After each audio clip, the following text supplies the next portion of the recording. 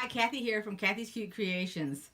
Today I'm going to call it part 2 because I realized when I finished my video, my camera was going in and out on me when I did the video yesterday. So I didn't get to show you the top stitching that I did or the decorative stitches, so I'm just going to show it to you here and then I will explain it as I'm showing it to you. Alright, here's what I was talking about.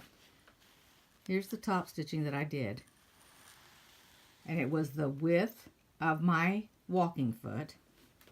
Okay. And I found that when I started stitching it, that my thread kept breaking. Now, this is the thread that I used. Let's see if you can see it here. So this is the thread that I was using. Okay.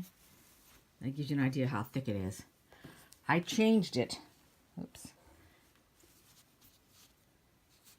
You can see that this thread here is thicker.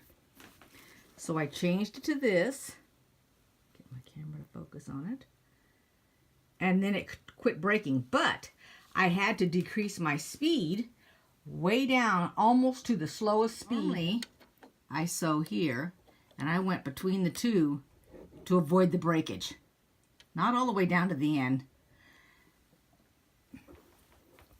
Then when I got done doing that, I went ahead and did every other area across, which you can barely see that. There you go. You can see it better there. Skipped the next one and went to the next and just did a stitch across.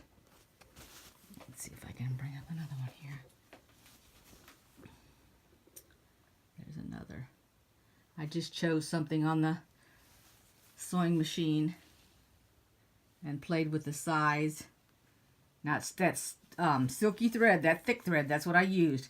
So first I top stitched it, and then I turned around and did every other one across here so that it would hold it. This way that when it gets washed and everything, it won't separate. Actually, if you only want to top stitch it, that'll work too. It won't separate. I just want a little bit more security on that thing. Okay, so that is just about all I have to say on that. Well, I hope that explained the top stitching that I did and the decorative stitching and how I finished off this scarf.